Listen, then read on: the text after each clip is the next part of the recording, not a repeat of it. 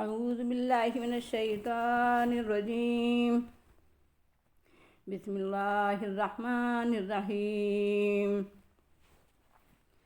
یا ایہا الذین آمنوا ان تطیعوا الذین کفروا یردوکم علی اعقابکم فتنقلبوا خاسرین بل اللہ مولاکم وہو خیر الناصرین سنلقی فی قلوب الذین کفروا الرعب بما اشرکوا باللہ ما لم ینزل بہ سلطانا ومأواہم النار وبئس مثوى الظالمین وَلَقَدْ صَدَقَكُمُ اللَّهُ وَعْدَهُ إِذْ تَحُسُّونَهُم بِإِذْنِهِ حَتَّى إِذَا فَشِلْتُمْ وَتَنَازَعْتُمْ فِي الْأَمْرِ وَعَصَيْتُم مِّن بَعْدِ مَا أَرَاكُم مَّا تُحِبُّونَ مِنكُم مَّن يُرِيدُ الدُّنْيَا وَمِنكُم مَّن يُرِيدُ الْآخِرَةَ ثُمَّ صَرَفَكُمْ عَنْهُمْ لِيَبْتَلِيَكُمْ وَلَقَدْ عَفَا عَنْكُمْ وَاللَّهُ ذُو فَضْلٍ عَلَى الْمُؤْمِنِينَ إِذْ تُسْعِدُونَ وَلَا تَلْوُونَ عَلَى أَحَدٍ وَالرَّسُولُ يَدْعُوكُمْ فِي أُخْرَاكُمْ فَأَصَابَكُمْ غَمًّا بِغَمٍّ لِكَيْ لَا تَحْزَنُوا عَلَى مَا فَاتَكُمْ وَلَا مَا أَصَابَكُمْ وَاللَّهُ خَبِيرٌ بِمَا تَعْمَلُونَ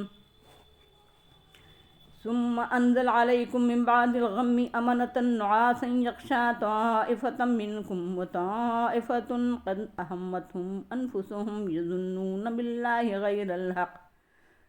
الحق ظن الجاهلية يقولون هل لنا من الأمر من شيء قل إن الأمر كله لله يخفون في أنفسهم ما لا يبدون لك يقولون لو كان لنا من الأمر شيء ما قتلنا هاهنا قل لو كنتم في بيوتكم لبرز الذين كتب عليهم القتل إلى مضاجعهم وليبتلي الله ما في صدوركم وليمحص ما في قلوبكم والله عليم بذات الصدور إن الذين تولوا منكم يوم التقى الجمعان إنما استزلهم الشيطان ببعض ما كسبوا ولقد عفا الله عنهم إن الله غفور حليم.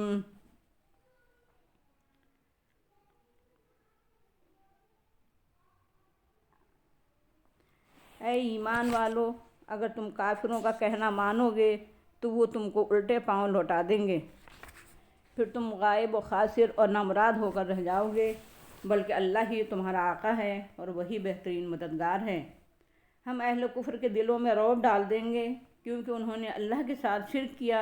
جس کی کوئی سند اللہ نے نہیں اتاری، اور ان کا ٹھکانہ جہنم ہے، اور کیا ہی برا ہے ظالموں کا ٹھکانہ. اور یقیناً اللہ نے تم سے اپنے وعدے کو سچ کر دکھایا جبکہ اس کی اذن سے تم ہی ان کو قتل کر رہے تھے، یہاں تک کہ جب تم نے بزدلی دکھائی اور تم نے باہم نزاع کیا فوجی چوکی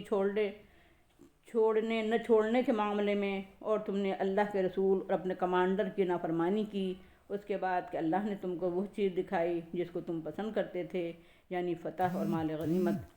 تم میں وہ لوگ بھی تھے جو دنیا کو چاہتے تھے اور وہ لوگ بھی تھے جو آخرت کو چاہتے تھے، پھر اللہ نے تم کو ان سے پھیر دیا تاکہ وہ تم کو آزمائے، اور البتہ اس نے تم کو معاف کر دیا. اور اللہ ایمان والوں پر فضل و کرم کرنے والا ہے، جبکہ تم بھاگے چلے جا رہے تھے اور کسی کو مڑ کر دیکھتے بھی نہ تھے، اور رسول تم کو تمہارے پیچھے پکار رہا تھا، پھر پہنچا تم کو غم پر غم، غم کے بدلے غم، تاکہ تم اس پر رنج میں مبتلا نہ ہوا کرو جو تم سے چھن جائے، اور نہ مصیبت پر جو تم کو پہنچے، اور اللہ باخبر ہے اس سے جو کچھ تم کرتے ہو. اور پھر اللہ نے غم کے بعد تم پر امن و اطمینان کی غرض سے اونگ طاری کر دی جو تم میں سے ایک گروہ پر چھائی جا رہی تھی، اور ایک گروہ نے اپنی جانوں کی اہمیت دی. وہ اللہ کے ساتھ ناحق جاہلیت کی بدگمانیاں کر رہے تھے، کہہ رہے تھے کیا ہم کو بھی اس معاملے میں کچھ اختیار ہے؟ کہہ دو سارے اختیارات اللہ کو ہیں، وہ اپنے دلوں میں وہ باتیں چھپاتے ہیں جو تم پر ظاہر نہیں کرتے ہیں. کہتے ہیں اگر ہم کو کچھ اختیار ہوتا تو یہاں ہم قتل نہ کیے جاتے. کہہ دو اگر تم اپنے گھروں میں ہوتے تو جن کا قتل مقدر تھا وہ اپنی قتل گاہوں کی طرف خود ہی نکل آتے، اور تاکہ اللہ آزمائے اس کو جو تمہارے سینوں میں ہے، اور تاکہ اس کو پرکھے جو تمہارے دلوں میں ہے، اور اللہ اس سے واقف ہے جو سینوں میں ہے۔ یقیناً وہ لوگ جنہوں نے تم میں سے دونوں لشکروں کی مٹ بھیڑ کے دن پیٹھ دکھائی، یقیناً ان کو شیطان نے پھسلایا ان کو بعض غلطیوں کے ذریعے، اللہ نے یقیناً ان کو معاف کر دیا، یقیناً اللہ بخشنے والا اور بردبار ہے۔ یہ سورہ آل عمران کا 16واں رکوع ہے جس کی تلاوت کی گئی اور ترجمہ پیش کیا گیا۔ آئیے اس رکوع میں غور و فکر کریں اور اس سے ہدایات حاصل کریں۔ ایمان کے تقاضے بہت سے ہیں، ان کی طرف قرآن میں جا بجا اے ایمان والوں سے خطاب کے بعد متوجہ کیا گیا ہے۔ ان میں سے ایمان کا ایک تقاضا یہ ہے کہ کفار، مشرکین اور باطل پرستوں کا کہنا نہیں ماننا چاہیے۔ اگر اہل ایمان ان کا کہنا مانیں گے تو اپنے وسوسوں کے ذریعے، اپنی سازشوں، شرارتوں کے ذریعے، دوستی اور رفاقت اور خیرخواہی کا لبادہ اوڑھ کر، دنیا کے مفادات کا سبز باغ دکھا کر، دنیا کے نقصانات سے بچانے اور حفاظت کرنے کا جھانسا دے کر، اپنے جال میں پھانس کر ایمان اور اسلام کی راہ سے ہٹا دیں گے اور باطل راہوں میں پھنسا دیں گے، بلکہ بالکل مرتد کر کے چھوڑیں گے۔ اور جانتے ہو اس کا کیا نتیجہ ہوگا؟ ہو سکتا ہے کہ تم کو باطل اقتدار میں بظاہر شریک کر لیا جائے، ہو سکتا ہے تمہارے بچوں، بیوی اور گھر والوں کو کچھ فراخی یا کچھ دنوں کے لیے عیش و عشرت اور خوشحالی کی زندگی نصیب ہو جائے، ہو سکتا ہے کہ سوسائٹی میں کچھ دنوں کے لیے تمہیں ایک مقام حاصل ہو جائے، لیکن یقین جانو اس طرح تم گھر کے رہو گے اور نہ گھاٹ کے۔ اسلام اور مسلمانوں کے مفاد کو جو بھی نظر انداز کر کے اپنی ذاتی یا خاندانی اور وقتی مفاد حاصل کرنے کی فکر میں رہے گا، اس کا حشر دنیا میں بھی برا ہو سکتا ہے۔ رہی آخرت کی تو وہاں کا خسارہ اور نامرادی یقیناً اس کی تقدیر بن جائے گی۔ دین اور اس کے تقاضوں سے منہ موڑنا یقیناً جہنم میں لے جائے گا۔ اللہ تمہارا آقا اور مولا ہے، اس کا کہنا مانو، اس کے وفادار رہو، اس کی اطاعت سے منہ نہ موڑو، اس کے دین اور رسول کے وفادار رہو، اس کی شریعت کے پابند رہو، اس کے دین کی پیروی کے ساتھ اس کو غالب کرنے کی جد و جہد بھی کرتے رہو۔ کفار سے دوستی اور ثقافت یا ان کا کہنا ماننے کے بجائے اللہ کو حامی و ناصر سمجھو، اس سے دنیا اور آخرت کے ہر کام میں مدد مانگو۔ کفار جن سے اہل ایمان کا مقابلہ ہے، وہ کفر کو غالب اور برپا دیکھنا اور پرکھنا چاہتے ہیں، اور تم حق کو غالب اور برپا دیکھنا اور کرنا چاہتے ہو۔ اس مقابلے میں اللہ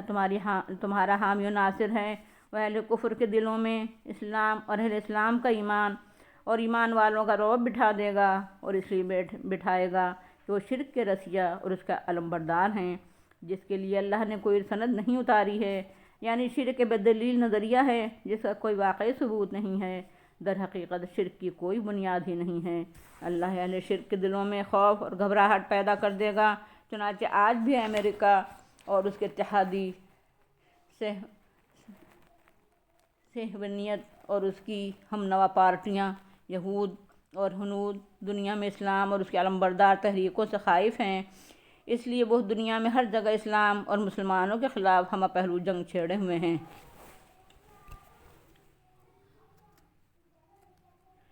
دنیا میں خواہ وہ اپنی ابلیسی حرکتوں اور شیطانی چالوں کو بظاہر کامیاب دیکھیں، لیکن انہیں بہرحال دوزخ میں جلنا اور پھکنا ہوگا، اور ظالموں کا یہ ٹھکانہ کیا ہی برا ٹھکانہ ہے۔ اللہ تعالیٰ نے سچے اہل ایمان سے اپنی نصرت اور مدد کا جو وعدہ کیا تھا وہ صرف جنگ بدر ہی میں نہیں، جنگ احد میں بھی پورا ہوا۔ ابتدائی طور پر مسلمان ہی کامیاب رہے اور انہوں نے دشمنوں کو اپنی تلواروں سے ٹھکانے لگایا اور اللہ کے حکم سے انہیں خوب قتل کیا، مگر جب مسلمانوں ہی سے غلطیاں ہوئیں انہوں نے بزدلی دکھائی، وہ رسول اللہ صلی اللہ علیہ وسلم کی واضح ہدایت کے باوجود پہاڑی چوکی چھوڑ کر نیچے آ گئے۔ انہوں نے اپنی چوکی کے ذمہ دار کا بھی کہنا نہیں مانا، وہ حب مال و غنیمت کے لالچ میں مبتلا ہو گئے، جنگ کو اختتام تک پہنچائے بغیر مال غنیمت لوٹنے میں اس طرح مشغول ہوئے کہ پہاڑ کا چکر کاٹ کر اور پہاڑی چوکی کے بقیہ ماندہ 10 افراد کو قتل کر کے، جب تک دشمن نے ان کے اوپر تابڑ توڑ تلواریں، بھالے اور برچھیں برسانا شروع نہیں کر دیے، انہیں کچھ خبر نہیں ہوئی، اس لیے اللہ نے انہیں شکست سے دوچار کر دیا، اور اس کے اللہ نے پہلے ان کی پسندیدہ چیز یعنی فتح و کامرانی اور مال غنیمت دکھا دیا۔ اس کے بعد چونکہ ان میں اختلاف پیدا ہوا، کچھ آخرت کے طالب تھے تو کچھ دنیا کے بھی طالب تھے، یعنی کچھ اگر مال غنیمت چاہتے تھے تو کچھ اسلام کا غلبہ، اتباع رسول اور خوشنودی رب کے طالب تھے، اس لیے اللہ نے ان کو دشمنوں سے پھیر دیا، یعنی شکست سے دوچار کر دیا،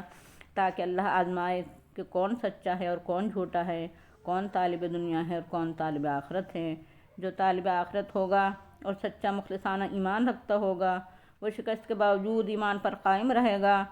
اور جو اخلاص سے محروم ہوگا وہ کافروں، مشرکوں اور منافقوں کے کہنے میں آ جائے گا کہ محمد اگر سچے نبی ہوتے تو شکست سے دوچار کیوں ہوتے۔ شکست کے باوجود اللہ نے سچے مسلمانوں کو معاف کر دیا، چنانچہ اللہ ہی نے کافروں کی مت مار دی اور مسلمانوں کو پوری طرح کچلے بغیر ہی میدان چھوڑ کر بھاگ گئے، اور آخرت میں میدان مسلمانوں کے ہاتھ رہا، بلکہ مسلمانوں نے ان کا تعاقب بھی کیا۔ یہ اس لیے ہوا کہ اللہ سچے ایمان والوں پر فضل و کرم کی نگاہ رکھنے والا ہے۔ ابتدائی فتح کے بعد مسلمانوں سے غلطیاں ہوئیں اور اللہ نے انہیں شکست سے دوچار کر دیا۔ اس طرح اللہ تعالیٰ ان کی تربیت کرنا چاہتا تھا، چنانچہ مسلمان اچانک حملے سے اس قدر حواس باختہ ہوئے کہ بے تحاشا بھاگ کھڑے ہوئے اور پیچھے مڑ کر بھی نہ دیکھا، اور اللہ کا رسول انہیں پکار رہا تھا اور اپنے 12-14 ساتھیوں کے ساتھ اپنی جگہ جمع ہوا تھا اور کہہ رہا تھا کہ الیہ عباد اللہ، الیہ عباد اللہ، اللہ کے بندو ادھر میرے پاس آؤ، میں اللہ کا رسول ہوں، ادھر میرے پاس پلٹ آؤ۔ اس موقع پر اللہ نے مسلمانوں کو غم پر غم دیے، فتح کے بعد شکست کا غم، ایک افواہ کی بنا پر رسول کی شہادت کا غم، بہت سے ساتھیوں کے مقتول ہونے کا غم، اس کا غم کہ آئندہ یا عہد سے واپسی پر دشمن فوج مدینے پر چڑھائی کر کے کہیں عورتوں اور بچوں اور بوڑھوں اور گھروں اور دکانوں کو تباہ نہ کر دے۔ اس شکست سے اور غم پر غم دینے سے مقصود یہ تھا کہ مسلمان تھوڑ دلے پن، بے صبری اور گھبراہٹ کے مرض سے چھٹکارا پا جائیں، جو کچھ ان سے چھن جائے اس پر رنج ملال نہ کیا کریں، اور جو مصیبتیں آئیں ان کو بھی انگیز کیا کریں۔ مصائب سے استقامت اور ثبات و جماؤ میں کوئی فرق نہ آیا کرے، سب کچھ اللہ کے سپرد کر دیا کریں، یہ سوچ کر کہ راہ حق میں ہم نے جو کچھ بھی چھوٹی بڑی قربانیاں دی ہیں اور خلوص للہیت کے ساتھ جو کچھ بھی خدمت انجام دی ہے، اس سے اللہ واقف ہے، ہمارا کوئی خلوص اور عمل صالح ضائع نہیں ہو جائے گا۔ اللہ تعالیٰ کا مزید کرم یہ ہوا کہ مخلص مسلمانوں کو اس قدر سکون و اطمینان حاصل ہوا کہ ان پر اونگ طاری ہوئی اور نیند کا اس قدر غلبہ ہوا کہ ان کے ہاتھوں سے تلواریں گر گر پڑتی تھیں، پھر رات کو بھی وہ خوب سوئے۔ اس طرح ان کو ذہنی اور قلبی سکون بھی نصیب ہوا اور تھکاوٹ بھی دور ہوئی، اور جن لوگوں کے پیش نظر دنیا تھی، جان و مال کا غم انہیں کھائے جا رہا تھا، ان کو نیند اور اونگ کیا آتی، گھبراہٹ اور خوف میں اس قدر مبتلا ہوئے اور رہے کہ ان کا سارا چین غارت ہو گیا۔ وہ اللہ تعالیٰ سے بدگمانیاں ظاہر کرنے لگے، ناحق جاہلیت کی باتیں کرنے لگے کہ ہمارا تو کہنا مانا نہیں، ہمیں تو ذرا بھی اختیار نہیں ہے، یہ کیسے سچے رسول ہیں، ان کی شکست کیوں ہو گئی، اللہ کا وعدہ کہاں گیا؟ اللہ نے فرمایا ان سے کہہ دو سارے اختیارات اللہ کو حاصل ہیں، ان کے دلوں میں جو جاہلانہ باتیں چھپی ہوئی ہیں، جو بغض و حسد ان کے سینوں میں چھپا ہوا ہے، وہ اس سے زیادہ ہے جو یہ ظاہر کرتے ہیں۔ کہتے ہیں اگر ہمیں کچھ اختیار ہوتا تو ہمارے ساتھی اس طرح یہاں قتل نہیں ہوتے۔ اللہ کہتا ہے ان سے کہہ دو اگر تم اپنے گھروں میں ہوتے تو جن کا وقت موعود آ پہنچا ہوتا وہ خود ہی اپنے قتل گاہوں میں پہنچ جاتے۔ دراصل اللہ تعالیٰ سینوں کے اندر جو کچھ چھپا ہوا ہے، دلوں کے اندر جو کچھ پوشیدہ ہے، اسے آزمانا چاہتا تھا، اسے کھوٹ سے پاک کرنا چاہتا تھا۔ خلوص للہیت، نفاق، مفاد پرستی، بغض و حسد، کینہ کپٹ، اطاعت خدا اور اتباع رسول کا جذبہ پنہاں جو کچھ بھی سینوں میں چھپا ہوا ہے، اس سے اللہ تعالیٰ بہرحال واقف ہے۔ جنگ احد میں جو لوگ بھاگ کھڑے ہوئے تھے وہ دراصل شیطانی وساوس کے شکار ہو گئے تھے، اور وہ ان کے دلوں میں وسوسہ ڈالنے میں کامیاب اس لیے ہو گیا کہ وہ خود حب مال اور حب دنیا میں مبتلا ہو گئے تھے۔ انہوں نے رسول اللہ صلی اللہ علیہ وسلم کی واضح ہدایات کی خلاف ورزی کی، انہوں نے اپنی ذمہ داری کی اطاعت نہیں کی، وہ جنگ کو اختتام تک پہنچائے بغیر مال غنیمت لوٹنے میں مشغول ہو گئے اور اس قدر انہماک سے مشغول ہوئے کہ دشمن کی نقل و حرکت کی بھی انہیں کچھ خبر نہ رہی۔ یہ تھیں وہ کمزوریاں جن کی وجہ سے شیطان ان کے دلوں میں کمزوری اور بزدلی کے مظاہرے کے وسوسے ڈالنے میں کامیاب ہو گیا۔ یہ ہے مختصراً وہ مضمون جن آیات میں بیان ہوا ہے۔ آئیے ان آیات کے نکات بھی نوٹ کر لیں تاکہ ان کو سمجھنا آسان ہو جائے۔ ایمان کا تقاضا یہ ہے کہ کفار اور مشرکین کا کہنا نہ مانا جائے۔ اگر ایمان والے کفار اور مشرکین کا کہنا مانیں گے تو ان کو ایمان اور اسلام کی راہ سے ہٹا کر دنیا پرستی اور بے دینی کی راہ پر لگا دیں گے۔ اگر مسلمان ایمان اور اسلام کے تقاضے پورے نہیں کریں گے تو نامراد ہو جائیں گے۔ کافروں کا کہنا نہ مانو بلکہ اللہ کا کہنا مانو جو تمہارا آقا اور مولا ہے۔ کافروں کی مدد حاصل کرنے کی فکر نہ کرو بلکہ اللہ کی مدد حاصل کرو، وہی بہترین مددگار ہے۔ مسلمانوں کو مطمئن رہنا چاہیے، اللہ تعالیٰ کافروں کے دلوں میں ان کے شرک کی وجہ سے مرعوبیت پیدا کر دیتا ہے، اور اگر اہل کفر و شرک یہاں کامیاب ہو بھی گئے تو ان کا اصل ٹھکانہ تو جہنم ہے، اور وہ بہت برا ٹھکانہ ہے۔ اللہ تعالیٰ کا وعدہ سچا ہی ہوتا ہے، اس نے اپنا وعدہ جنگ احد میں بھی پورا کر دکھایا، لیکن خود مسلمانوں کے کرتوت کی وجہ سے اللہ نے انہیں شکست سے دوچار کر دیا۔ وہ خطائیں اور غلطیاں جن کی وجہ سے مسلمانوں کو شکست ہوئی تھی یہ تھیں، وہ حب مال میں مبتلا ہو گئے تھے، وہ رسول اللہ صلی اللہ علیہ وسلم کی واضح ہدایت کی خلاف ورزی کر بیٹھے، وہ اپنے سردار عبداللہ بن جبیر کی نافرمانی کر بیٹھے، وہ جنگ کو اختتام تک پہنچائے بغیر مال غنیمت لوٹنے لگے۔ وہ مال غنیمت لوٹنے میں اتنے منہمک ہوئے کہ انہیں دشمن کی نقل و حرکت کی بھی خبر نہیں ہوئی۔ اللہ تعالیٰ شکست سے دوچار کر کے ان کی آزمائش کرنا چاہتا تھا۔ اللہ کے پیش نظر دونوں قسم کے لوگ تھے، دنیا کے طالب بھی اور عقبہ کے طالب بھی۔ اللہ نے اپنے ان سب بندوں کو معاف کر دیا جن سے جنگ احد میں قصور ہو گیا تھا۔ اللہ اہل ایمان پر فضل و کرم فرمانے والا ہے۔ مسلمان جو اللہ کے رسول کی تربیت یافتہ تھے اور رسول ہی کے زیر کمان لڑ رہے تھے، بھاگ کھڑے ہوئے اور شکست سے دوچار ہوئے، کیونکہ انسان تھے اور ان سے بھی قصور ہوئے۔ اس لیے اگر بعد کے کسی دور میں مسلمانوں کو شکست ہو، ان کو مایوس نہیں ہونا چاہیے۔ دارالاسباب ہے، دنیا دارالاسباب ہے، یہاں فتح و شکست بھی اسباب کے تحت ہی ہوتی ہے۔ اللہ نے مسلمانوں کو غم پر غم دیے تاکہ ان کی تربیت ہو اور وہ مصائب جھیلنے کے عادی ہو جائیں اور نقصانات برداشت کرنے کے خوگر ہو جائیں اور حزن و ملال میں مبتلا ہونا چھوڑ دیں۔ اللہ مخلص بندوں کی کمزوریوں کے علاوہ ان کی خدمات سے بھی واقف ہے اور منافقوں کے کرتوت سے بھی واقف ہے۔ اللہ تعالیٰ غم و اندوہ میں مبتلا کرنے کے بعد سکون اطمینان سے بھی ہمکنار کرتا ہے۔ فتح و شکست کے سارے اختیارات اللہ کو حاصل ہیں۔ مسلمانوں کو تو اللہ کی اطاعت اور رسول کی اتباع کا شیوہ اختیار کرنا چاہیے۔ موت و زندگی اللہ کے ہاتھ میں ہے، موت سے مفر نہیں ہے، وہ اپنے وقت پر آتی ہے۔ اللہ تعالیٰ سینوں اور دلوں کے رازوں کو بھی آزماتا ہے اور ذہن کے خیالات سے بھی آگاہ رہتا ہے۔ میدان جہاد سے فرار شیطان کی کارستانی اور وسوسہ اندازی کا نتیجہ تھا۔ وہ مسلمانوں کی غلطیوں کی وجہ سے اپنے مشن میں کامیاب ہوا تھا۔ میدان جنگ سے بھاگنا گناہ کبیرہ ہے، مگر احد میں بھاگنے والوں کو اللہ نے معاف کر دیا۔ وآخر دعوانا ان الحمد للہ رب العالمین۔ السلام علیکم ورحمۃ اللہ وبرکاتہ۔